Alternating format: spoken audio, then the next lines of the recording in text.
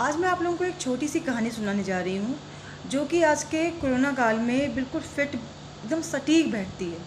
हुआ यूँ कि एक बार यमराज भगवान विष्णु भगवान से मिलने के लिए महाराज गिद्ध के साथ कहीं जा रहे थे। रास्ते में उनको एक छोटी सी चिड़िया दिखाई दी तो यमराज जी उसको देख के मुस्कुरा दिए।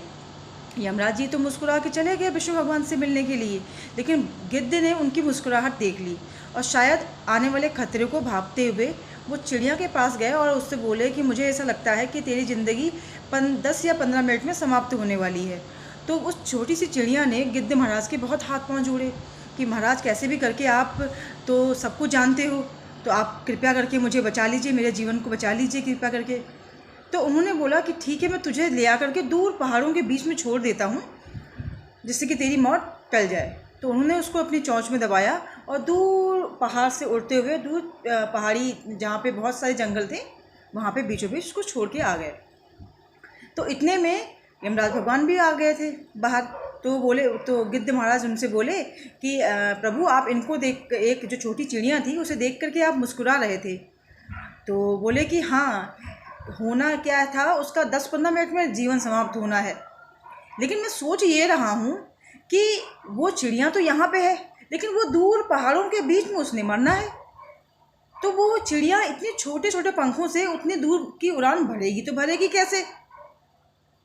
तो गिद्ध महाराज को उनकी हंसी का राज समझ में आ गया और उनको समझ में आया कि जो चिड़िया को वो छोड़ के आए हैं, वो छोड़ के आके उन्होंने कोई उसके ऊपर परोपकार नहीं किया, कोई उपकार नहीं किया उसके ऊपर, बशर्ते उसको उसकी मौत के मुंह में छोड़ आए हैं, क्योंकि वहाँ पे एक सांप उसका इंतज़ार कर रहा है जो उसे खाने वाला था।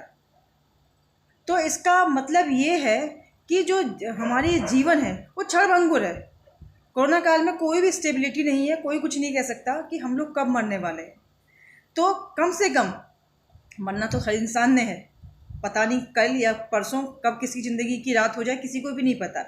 लेकिन इस कोरोना काल में हम कम से कम अपनी इंसानियत तो ना खोएं। तो बस ये एक छोटा सा मुझे आप लोगों के पास पहुंचाना था कि बस अपने अंदर की इंसानियत को ज़िंदा रखें।